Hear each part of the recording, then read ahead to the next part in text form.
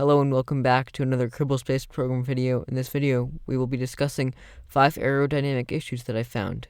This list does not include all of the aerodynamic issues in Kerbal Space Program, and some of the tests that I performed to identify these issues might have been inaccurate, especially considering that I only performed each test once instead of the 5+ times that would have been more desirable. Just to clarify, when I said aerodynamic issues, I specifically meant problems with wings. Moving on to number 1 on my list, we have biplanes.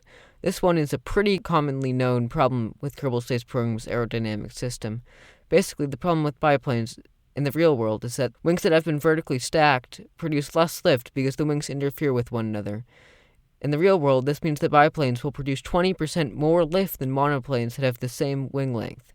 The reason why biplanes were used in the olden days is because they didn't have the manufacturing techniques were required to create longer wings, so they just had to stack their wings.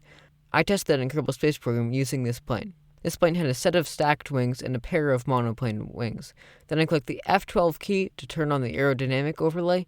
Now that I've turned the overlay on, I can see the amount of lift produced by each of my wings because the dark blue arrows represent lift. As you can see here, all of the wings produce the same amount of lift, even the ones that were stacked. Next up, we have winglets. On IRL airplanes, winglets are used to reduce drag. Without winglets, the high pressure air below the plane's wing would travel towards the low pressure air on top of the wing by going around the wing. This would create a vortex around the tip of the plane's wing, which would increase drag. The purpose of a winglet is to be a physical barrier that prevents the air from going around the wing. However, in Kerbal Space Program, winglets don't do anything. I tested this out by flying 2 similar planes. The only difference was that one of the planes had winglets and the other one didn't. The aerodynamic forces overlay showed no differences in drag for each of the fat aeroplane wings. And the planes without winglets had a higher top speed, so I think it's safe to assume that winglets don't do anything in Kerbal Space Program. Third on my list, I have swept wings. In real life, when air travels over swept wings, it splits up. Some of the air goes down the length of the wing, and the rest of the air travels perpendicular to the leading edge of the wing. The air traveling down the length of the wing is called spanwise flow. The spanwise flow adds up throughout the length of the wing, so there will be more spanwise flow at the tip than at the base. The spanwise flow will increase the boundary layer of a wing, which is the area above the wing where the air is most viscous. This layer will become a physical barrier that prevents air from getting near the wing, which means that swept wings will produce less lift at their tips. To test this in Kerbal Space Program, I built a plane that had 1 swept wing and 1 unswept wing. When I turned on the aerodynamic forces overlay, I observed no decrease in lift throughout the length of the swept wing.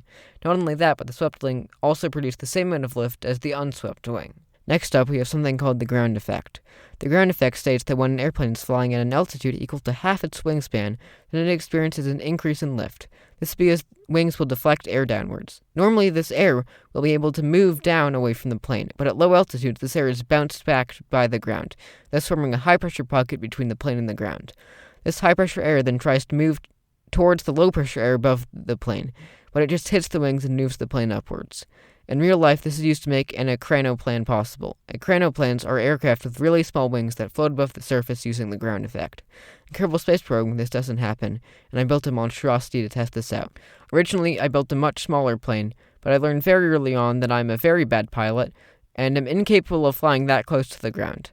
But with this monstrosity, I only needed to fly within 105 meters of the ground because this plane has a 210-meter wingspan.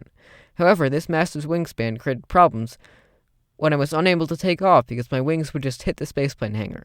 That's why I added 3 KS-25 Vector engines at the tip of the plane to assist with takeoff. Once it has taken off, I decided to test this by flying at the required altitude. As you can see here, there were no changes in lift when this plane shifted between altitudes. Finally, we have something called flow separation.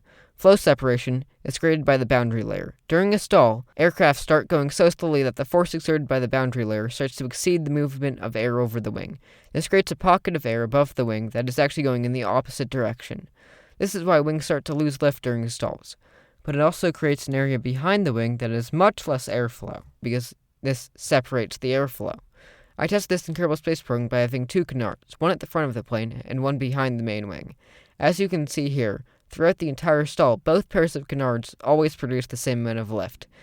The lift areas produced by these canards is yellow rather than blue because canards are controlled surfaces. Have a nice day and don't die!